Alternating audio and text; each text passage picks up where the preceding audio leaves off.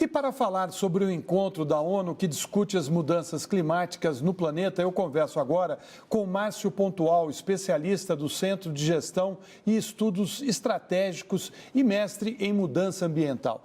Boa noite, Márcio. Boa noite, Alessandro. Olha, uma das prioridades deste encontro, desse congresso patrocinado pela ONU, é reduzir o efeito dos gases no planeta. Você acha que existe interesse das grandes nações em fazer essa redução hoje? Sim.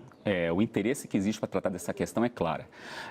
A questão das mudanças climáticas, ela atinge todos os países, todas as pessoas, todas as comunidades, todas as empresas, todos os órgãos políticos. Existe claramente, então, o interesse dessas partes de se envolver e tratar do tema. A dificuldade grande que está por trás disso é quem vai ter a responsabilidade de fazer o quê? Porque, aparentemente, o mais fácil seria cada um faz um pouquinho, mas em vista às desigualdades que existem no planeta, como, por exemplo, a quantidade de pessoas, o tamanho das economias, a quantidade de gases que cada país emite, a diferença, o grau de necessidade de contribuição de cada país varia muito.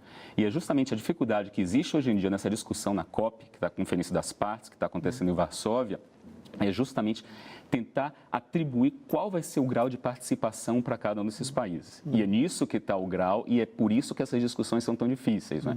Porque é para você conseguir chegar num resultado, numa agenda, com um roteiro de participação, com quanto cada país deveria contribuir.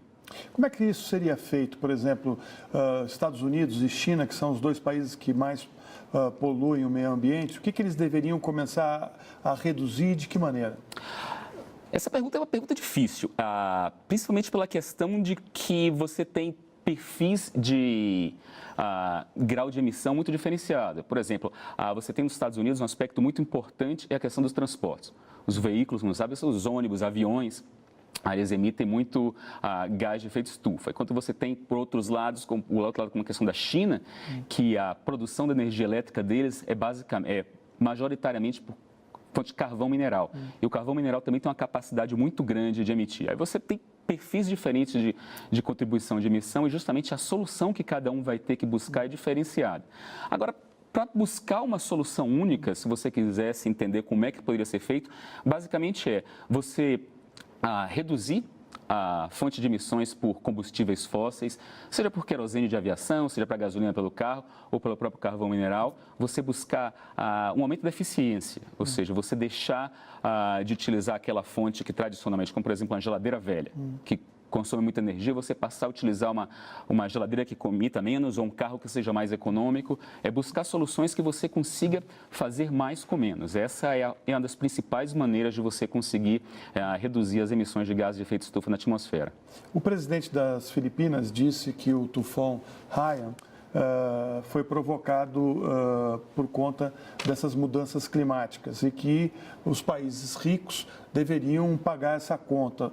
Você acha que existe condições hoje das empresas e dos governos criarem uma conta, um fundo para pagar esse custo? Por partes.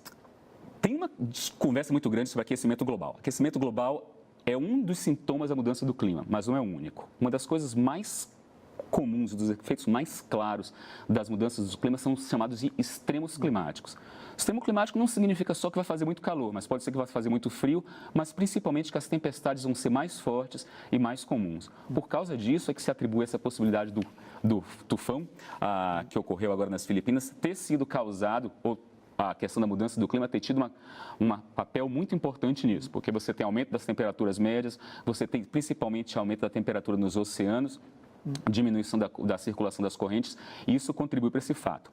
Agora, a gente chegar para a próxima parte de ver como isso vai ser pago, essas são as discussões grandes da COP. A questão do fundo, de quem vai pagar, como isso pode ser tratado, é uma questão sensível porque o grau, como eu expliquei anteriormente, de contribuição, de responsabilização de cada país é muito diferente. Por exemplo, a Inglaterra, do ponto de nascença da Revolução Industrial, tem muito mais responsabilidade nesse aspecto, uma responsabilidade histórica, diríamos assim, não em números absolutos, do que a China, que tem uma industrialização muito mais recente, apesar de que hoje tem um aspecto muito mais importante do que a Agora, o Fundo Verde existe, né? Existe uma proposta de fundo e é justamente um dos pontos que os negociadores estão discutindo agora, que vai ser um dos nós que vão ter que ser desatados em Varsóvia, é justamente quem vai contribuir com o quê.